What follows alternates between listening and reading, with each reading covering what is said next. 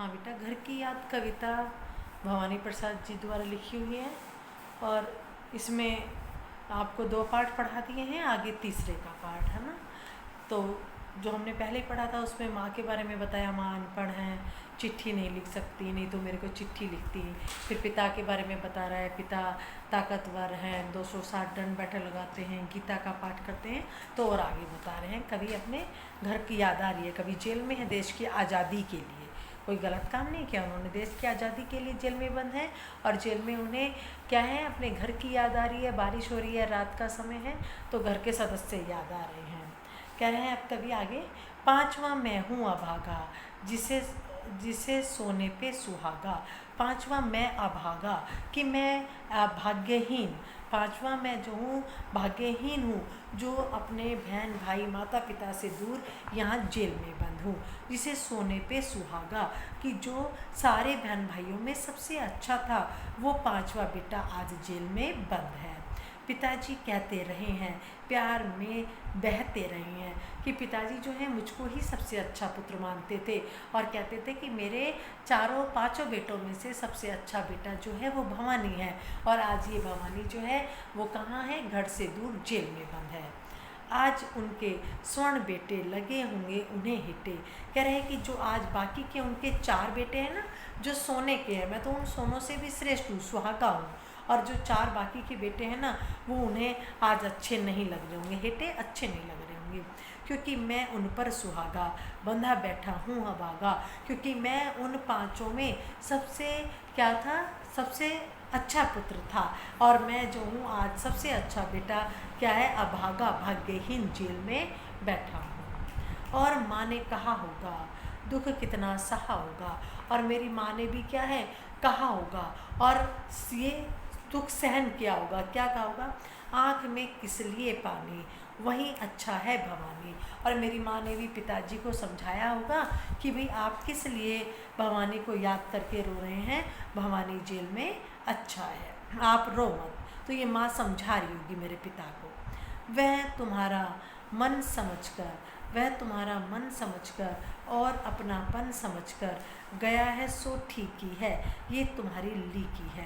अब कह रहे जो तुम्हारा 5वां बेटा है ना, तुम्हारा मन, कि उसने तुम्हारा मन देख लिया था कि तुम चाहते थे कि मेरा एक बेटा देश की आज़ादी में भाग ले, तो वो तुम्हारी इच्छा को ही पूरा करने के लिए कहाँ गया है, जेल में। अपनापन, तुम्हारे प्रति ज़्यादा श्रद्धा, ज़्यादा सम्मान रखने के कारण तुम्हारा जो सबसे प्यारा पुत्र था 5वां, जो सोने पे सुहागा था, वो तुम्हारे मन की बात को जान करके जेल गया है सो ठीक ही है। माँ कहती है ठीक है, क्योंकि तुम भी तो चाहते थे कि देश की आज़ादी में तुम्हारे बेटे भाग लें। ये तुम्हारी लीकी है और ये तुम्हारी परंपरा है। लीक का अर्थ होता है बेटा परंपरा। जो माता पिता अच्छे काम करते हैं वो चाहते हैं कि उनकी संतान भी अच्छे काम करे, तो उसी को कहा है लीक। लीक यानी परंपरा, कि ये तुम्हारी परंपरा है कि तुम अच्छे काम के लिए आगे रहे हो, तो तुम्हारा बेटा भी अच्छे काम के लिए आगे रहा है। पाँव जो पीछे हटाता, कोख को मेरी लजाता। अब माँ जो है वो पिता को समझा रही है, जो कवि की माँ है वो पिता को समझा रही है कि यदि तुम्हारा 5वां बेटा देश की आज़ादी के लिए आगे ना बढ़ के पैर पीछे हटाता, तो कोख मेरी को लजाता, तो वो मेरी कोख को लज्जित करता कि कायर बेटे को जन्म दिया है, जो देश की आज़ादी के लिए आगे बढ़ने की हिम्मत नहीं रखता। इस तरह हो ना कच्चे, रो पड़ेंगे और बच्चे। तो जो कवि की माँ है वो कवि के पिताजी को समझा रही है कि आप कच्चा दिल मत करो, इस तरह से रो मत, भवानी को याद करके आंखों में आंसू मत लाओ, तुम्हें देख करके, नहीं तो ये बाकी बच्चे भी रोने लग जाएंगे।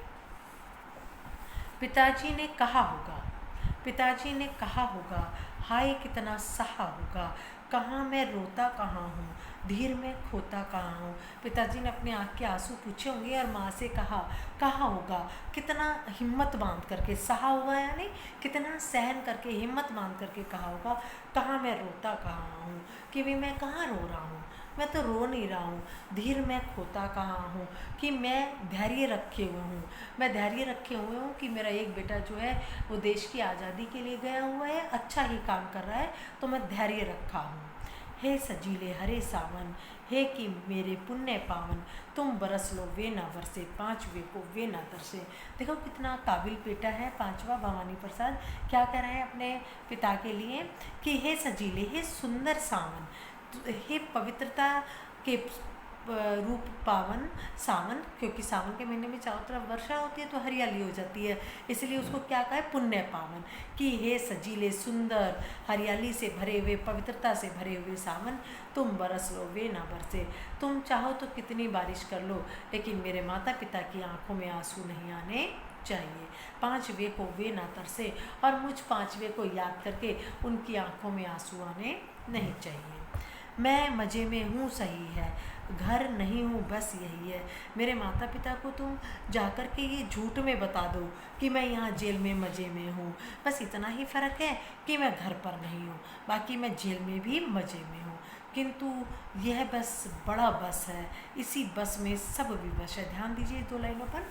किंतु यह बस बड़ा बस है, कह रहे ना घर पर नहीं हूँ बस यही है, तो कह रहे कहने में तो यही लग रहा है कि बस बस, लेकिन वास्तव में क्या है, इसी बस में सब विरस है, कि इस बस शब्द में ही सब कुछ विरस है। वास्तव में मैं अपने घर से दूर हूँ, मुझे बहन की याद आ रही है, माँ की याद आ रही है, पिता की याद आ रही है, मेरे जीवन का सारा रस खत्म हो गया है, मैं यहाँ उदास बैठा हूँ। लेकिन तुम जाकर के मेरे माता पिता को ये मत बताना कि मैं जेल में उदास और निराश बैठा हूँ।